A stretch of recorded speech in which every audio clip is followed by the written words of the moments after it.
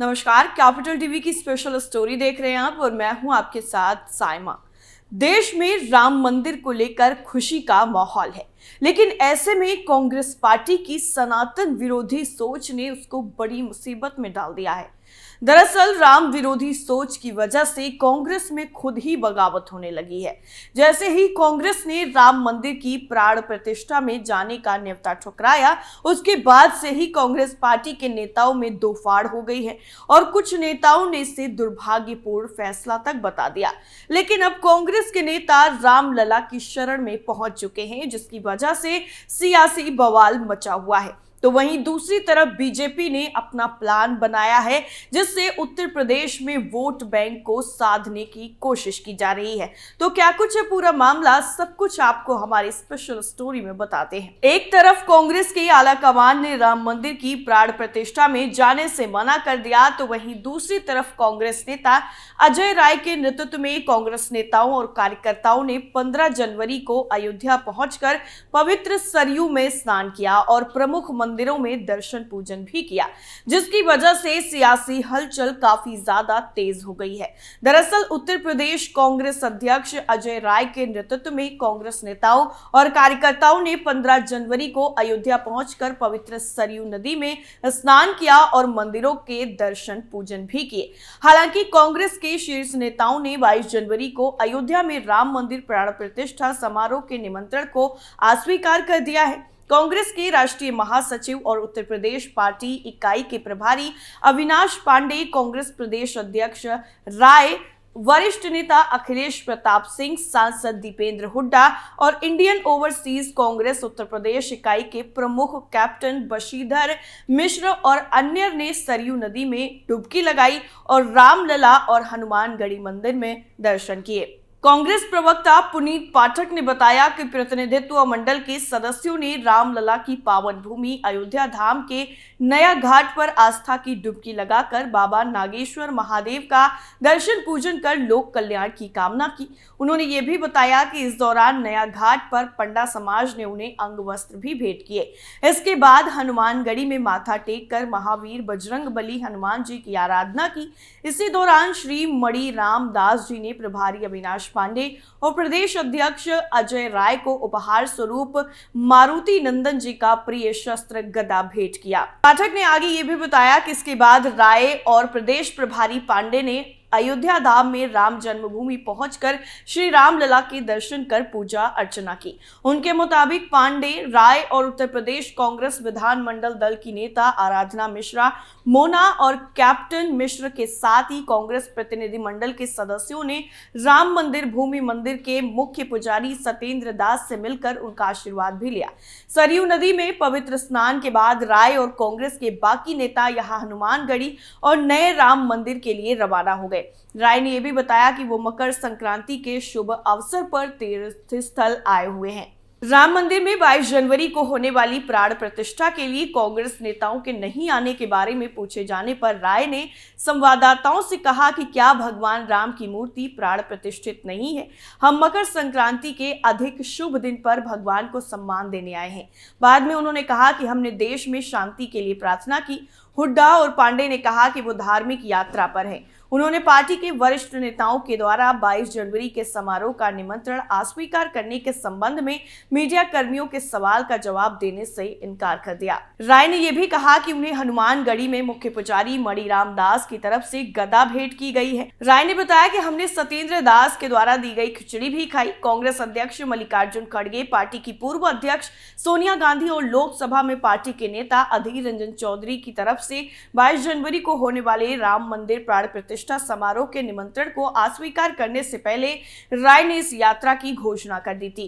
कांग्रेस नेताओं ने राजनीति के बारे में बात करने से साफ तौर पर इनकार करते हुए कहा कि वो यहां धार्मिक उद्देश्यों के लिए आए हुए हैं, इसलिए राजनीति के बारे में बात नहीं करेंगे। कांग्रेस की राष्ट्रीय प्रवक्ता सुप्रिया सिंह श्रीनेत ने भारतीय जनता पार्टी भाजपा को अवसरवादी करार दिए जाने पर पलटवार करते हुए कहा कि संक्रांति एक शुभ अवसर है और हम रामलला के दर्शन करना चाहते थे और पूजा अर्चना करना चाहते थे, जैसा हमारे पूर्वजों ने किया।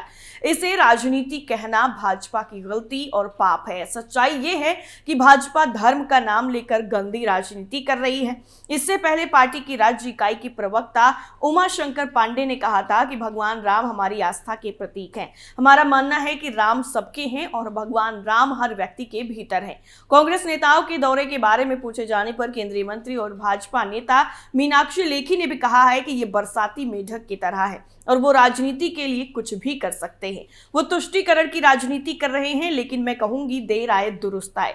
पिछले हफ्ते कांग्रेस अध्यक्ष मल्लिकार्जुन खड़गे, पूर्व पार्टी अध्यक्ष सोनिया गांधी और लोकसभा में पार्टी के नेता अधीर रंजन चौधरी ने अभिषेक समारोह में शामिल होने के निमंत्रण को सम्मान पूर्वक अस्वीकार कर दिया था और भाजपा पर चुनावी लाभ के लिए इसे राजनीतिक परियोजना बताने का आरोप लगाते हुए कहा था कि धर्म एक व्यक्तिगत मामला है। पार्टी महासचिव जयराम रमेश ने भाजपा और इसके साथ ही आरएसएस के नेताओं की तरफ से अधूरे मंदिर के उद्घाटन के पीछे के मकसद पर सवाल उठाया था। एक तरफ कांग्रेस पार्टी में प्राण प्रतिष्ठा में जाने को लेकर रार छिड़ी हुई है, तो वहीं दूसरी तरफ बीजेपी अपना मिशन भाईजान पूरा करने की तैयारी में लग गई है। दरअसल भारतीय जनता पार्टी ने लोकसभा चुनाव को लेकर अपनी तैयारी को और तेज धार देना शुरू कर दिया है। बीजेपी की नजर अब मुस्लिम वोटरों पर है, जिन्हें रिझाने के लिए पार्टी ने एक नए कार्यक्रम की शुरुआत की है, जिसका पहला आयोजन नवाबों की नगरी लखनऊ में किया गया। बीजेपी ने इसे शुक्रिया मोदी भाईजान का नाम दिया है। इसके नाम से साफ है कि बीजेपी ये बताने की कोशिश कर रही है कि मोदी सरकार ने जो काम हिंदुओं के लिए किया है वही मुस्लिमों के लिए भी किया हुआ है। बीजेपी ने अब यूपी में मुस्लिमों को रिझाने की कोशिश शुरू कर दी है और तैयारियां भी तेज हो गई हैं। पार्टी ने यूपी में सभी 80 सीटों को जीतने को लेकर लक्ष्य रखा है, जिसके लिए मुस्लिम मतदाताओं का साथ आना भी बेहद ही जरूरी है, क्योंकि कई सीटें ऐसी हैं जहां मुस्लिम मतदाता निर्णायक भूमिका में हैं। ऐसे में पार्टी ने इन सीटों पर भी जमीनी काम शुरू कर दिया। लखनऊ के अलावा बीजेपी बरेली और मेरठ जैसी सीटों पर भी शुक्रिया मोदी भाईजान कार्यक्रम करेगी। बीजेपी ने जहां एक तरफ राम मंदिर के जरिए हिंदू वोटरों को साधने की कोशिश की है, तो वहीं मुस्लिम महिलाओं के बीच में जाकर भी विकास की योजनाएं गिनाई जा रही हैं और ये बताने की कोशिश हो रही है कि मोदी सरकार का मिशन सबका साथ, सबका विकास और सबका विश्वास है। बीजेपी ने किसी के साथ भेदभाव नहीं किया है। बीजेपी प्रवक्ता और पूर्व केंद्रीय मंत्री शाहनवाज हुसैन ने भी इस कार्यक्रम को लेकर कहा कि मोदी सरकार ने मुस्लिमों के लिए भी उतना ही काम किया है, जबकि विपक्षी दल कांग्रेस हो या सपा बसपा, सभी ने मुस्लिमों को बीजेपी का डर दिखाकर उनका वोट हासिल किया है। मुस्लिमों को भाजपा का डर दिखाया जा रहा है, जबकि मोदी सरकार ने मुस्लिम महिलाओं के लिए जो काम किए वो आज तक किसी ने नहीं किए। मुस्लिम महिलाओं को लेकर बीजेपी का नजरिया शुरू से ही अलग रहा है। पहले 3 तलाक के मुद्दे पर उन्हें अपने साथ जोड़ने की कोशिश हुई और अब विकास योजनाओं के सहारे उन्हें रिझाया जा रहा है। पिछले कुछ चुनाव में बीजेपी को इसका फायदा भी बेहद ही मिला है। 3 तलाक कानून के बाद बड़ी संख्या में मुस्लिम महिलाओं ने बीजेपी के पक्ष में वोट किया है, तो वहीं दूसरी तरफ बसपा प्रमुख मायावती ने लोकसभा चुनाव को लेकर गठबंधन पर अपना नजरिया भी साफ कर दिया है।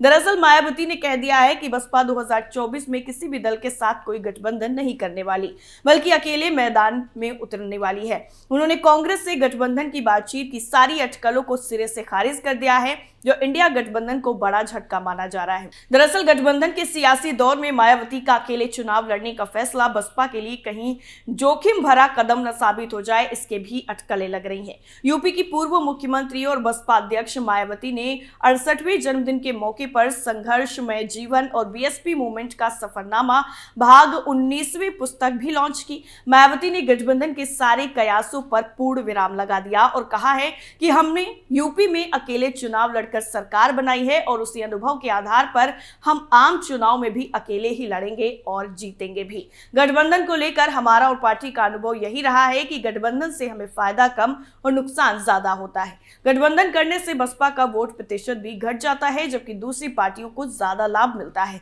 इसी वजह से देश में ज्यादातर पार्टियां बीएसपी के साथ गठबंधन करना चाहती हैं, लेकिन पार्टी ने सोच विचार करके तय किया है कि बसपा को अकेले ही चुनाव लड़ना चाहिए।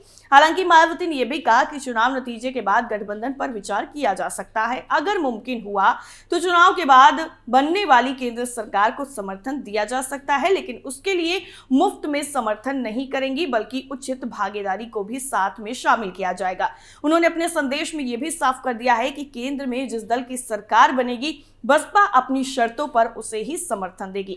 इस तरह उन्होंने विरोधी दलों को यह भी आभास करा दिया है कि उनका वोट बैंक भले ही कम हुआ हो, लेकिन दलित बसपा को ही अपना पार्टी मानते हैं। बसपा प्रमुख ने अपनी कैडर में सेंधमारी की आशंका की वजह से विरोधी दलों की साजिश से गुमराह नहीं होने को लेकर आगाह किया है। अब देखना यह होगा कि जो लोग अभी बिखरे हुए नजर आ रहे हैं, क्या वो चुनाव तक एक साथ नजर आएंगे या फिर बीजेपी के मिशन भाईजान के सामने किसी की दाल नहीं गलेगी। आपकी क्या राय है, कमेंट करके जरूर बताइए। फिलहाल के लिए इतना ही, बाकी खबरों के लिए देखते रहिए कैपिटल टीवी। नमस्कार।